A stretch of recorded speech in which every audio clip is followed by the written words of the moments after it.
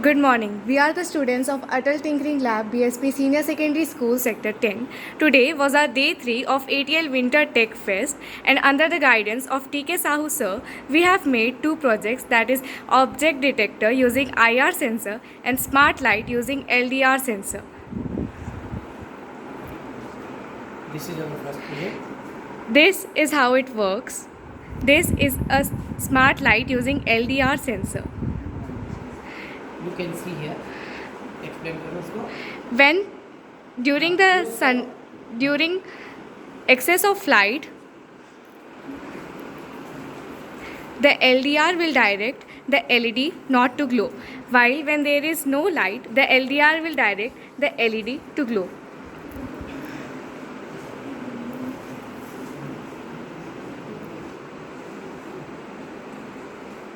दिखाते रहिए अपने प्रोजेक्ट को, ऑन ऑफ करके दिखाइए, स्लो मोशन पे ऑन ऑफ करें, उंगली लगा के बार बार करें।